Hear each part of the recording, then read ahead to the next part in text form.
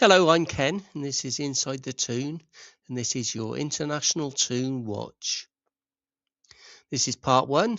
This is going to focus on Tonali, Osula, Wissa, and Elanga. Part two will be focusing on the England lads. So enjoy. Welcome back, I'm Ken, and this is Inside the Toon.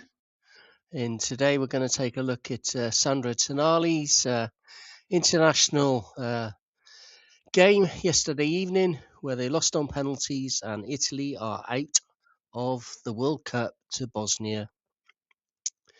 So Sandro Tonali delivered a composed, high-endurance midfield display, playing the full 120 minutes in Italy's draw with Bosnia.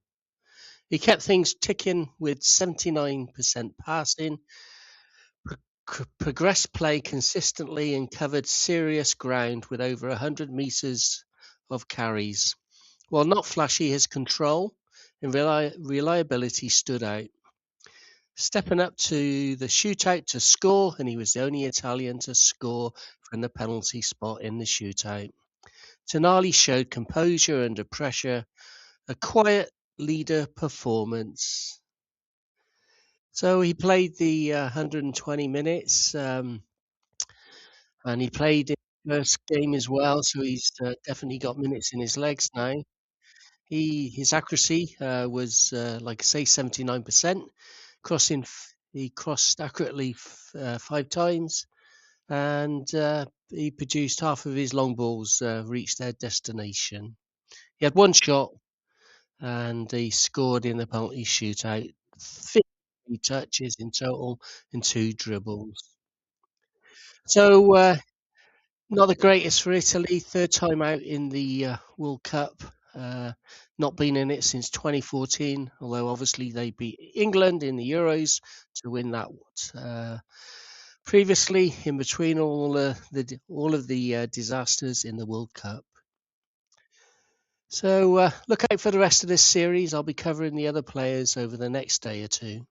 Take care, and thank you for watching. Hello, I'm Ken, and this is Inside the Toon, and this is your international watch. Johan Wissa and the DR Republic of Congo have been waiting a long time to right the wrongs of their solitary World Cup campaign in '74.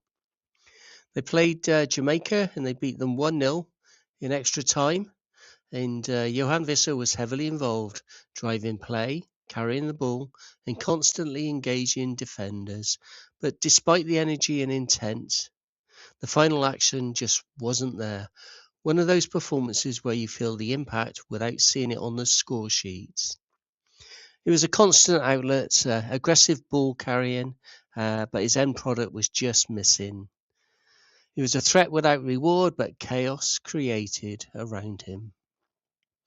He played the 91 minutes before he was substituted off, and he had about 3 shots, I think. Yes, 3 shots, and 2 of those were blocked, and about 50 touches in the match. So that's pretty good for Johan.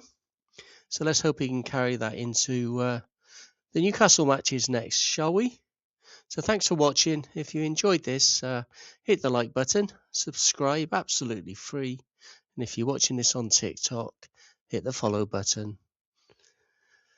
More to come in this series of international watch of Newcastle players playing for their countries. Hello, I'm Ken, and this is Inside the Toon, and this is your Toon International Watch. Anthony Elanga is delivered for Sweden as they beat Poland 3-2 in the playoff final to go through to this summer's World Cup with a very, very late goal. Anthony Elanga delivered a sharp, effective display for Sweden, grabbing a well-taken goal from his only shot on target. He was direct and purposeful. He carried the ball with intent and stayed composed in possession, 88% pass accuracy. Well, not everything came off in duels or dribbles. His movement and finishing made the difference. A productive outing that showed his growing attacking maturity and goal threats. One goal clinical finish, 88% passing, 9 carries and 7 duels, 3 which he won. He's becoming the player that you can rely on. He's got a clinical impact. He's a direct threat, and his output is growing.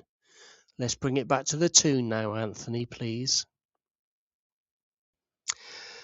All right, this one's pretty straightforward and honestly a bit frustrating for Osula and Newcastle United supporters as well.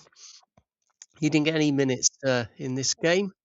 It went to penalties against Croatia after extra time, 2-2.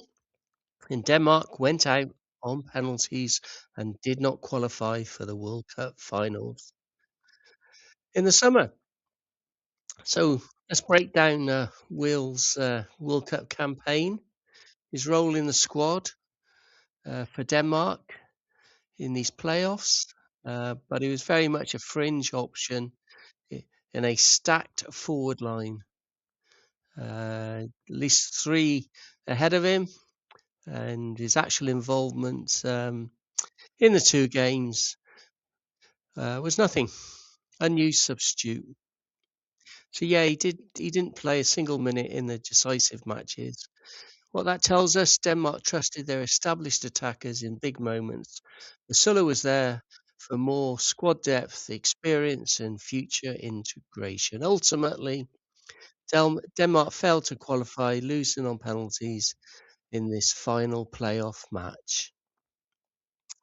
So he was a spectator, basically. What do we take away from this learning experience? Not much, to be honest. He was called up, but not called up, really. Next time, Will, you'll be ready for this in your Euros. Hopefully, you'll get a chance in the Euros coming up.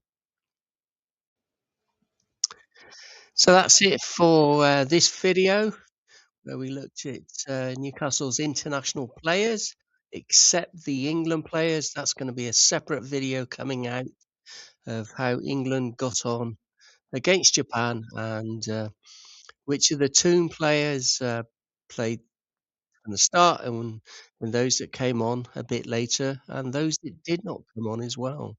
So thanks for watching. Lots more videos out there, a couple on the screen now, so enjoy. And thank you again for watching.